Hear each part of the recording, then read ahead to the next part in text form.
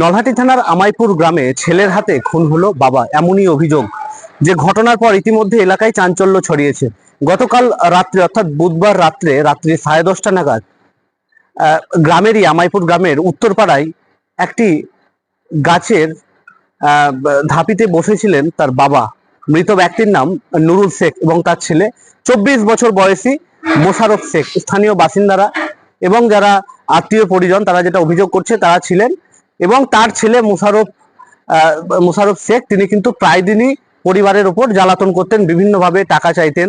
গতকালকেও টাকা চেয়েছিলেন, বাবা সেই সময় টাকা না দিতে পারাই এই রকম ধরনের কাণ্ড ঘটিয়েছেন। বাঁশ দিয়ে কিন্তু পিছন দিক থেকে এসে বাবাকে মেরেছে, এমনটাই কিন্তু অভিযোগ করছে।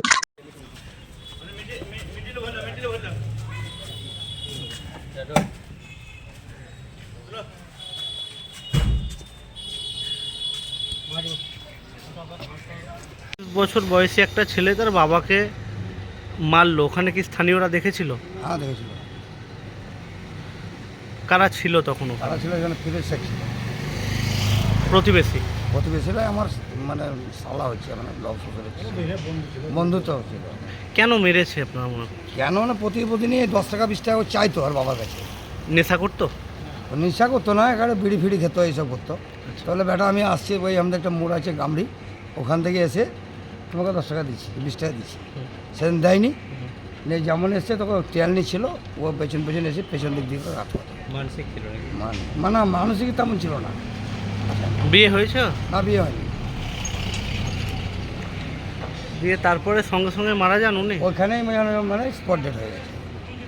নুরুল শেখ ওখানে ট্রেনে পড়ে যাই, পেছন দিক দিয়ে মেরেছে, আগে থেকে সামনে থেকে। আমার ভাইটা যদি আগে থেকে মাত্র পারতো না, পেছন দিয়ে আঘাত করেছে। তারপরে ও মেরে দেওয়ার পর ওর প্রতিক্রিয়া কি? ও মেরে দিয়ে পালিয়ে গেছে? দিয়ে টুকটুক করে বাড়িতে বসে আছে, নিজ বাড়িতেই বসে আছে।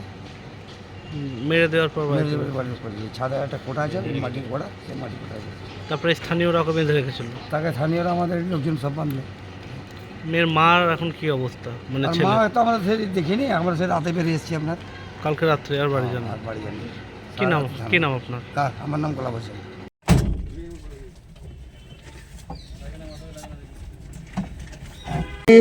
অভিযোগটা করেছিল গোলাপ হোসেন, মানে যিনি মারা গেছেন, তো তার আরেক ভাই আর কি, সহোদর ভাই, উনি অভিযোগটা করেছেন। নলহাটি থানা একটা ইনফরমেশন লজ করেছেন, যেটা হচ্ছে যে 11/9/24 রাত্রিতে ওনার ভাই একটা পাড়ায় বট গাছের তলায় বসেছিল।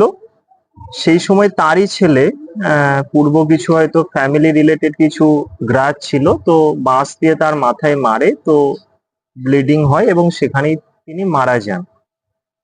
পরে অভিযোগ মোতাবেক নলহাটি থানা কেস স্টার্ট করে, এবং কেস স্টার্ট করার পর অভিযুক্ত ব্যক্তি যিনি ছিলেন তাকে আজকে অ্যারেস্ট করে লার্নেট এসিজিএম রামপুরহাট কোর্টে ফরওয়ার্ড করা হয়েছিল। তো তার সাথে যেটা ঘটনাস্থল, সেখান থেকে কিছু ব্লাড স্টেন মার্ড এবং যে বাঁশটা অর্থাৎ অফেন্ডিং ওয়েপন, সেই বাঁশটাও রিকভারি হয়েছিল এবং ডিউলি প্রপার সিজার লিস্ট করে সিজ হয়েছিল। তো এখন ইনভেস্টিগেশন পেন্ডিং আছে, তার আজকে 14 ডেজ বেশি হয়েছে, মানে অ্যালাউ হয়েছে। আর ইনভেস্টিগেশনে উঠে আসবে যে বেসিক্যালি কেন এই ঘটনাটা ঘটলো, বা কি গ্রাজ বা অ্যানিমোসিটির কারণটা কি। তো এই জিনিসগুলো ফার্দার ইনভেস্টিগেশনের যে ব্রডার প্রসপেক্ট গুলো বা ডিটেলস গুলো উঠে আসবে। তো আপাতত এটুকুই জানা যাচ্ছে যে ওনার বিরুদ্ধে অ্যালিগেশন, সেই ব্যক্তি অ্যারেস্ট হয়ে যে ফরওয়ার্ড হয়েছিল, তো তাকে নিয়ে ইনভেস্টিগেশন প্রসিড করবে। Quick plus detergent powder and liquid. क्या आप भी परेशान हैं इन जिद्दी दागों से? तो यूज करें Quick plus detergent powder and liquid. इसका new oxy blow power formula आपके कपड़ों से जिद्दी दाग आसानी से निकाले और रखे आपके कपड़ों को क्लीन और खुशबू से भरा हुआ। तो आज ही लाए quick plus detergent powder and liquid.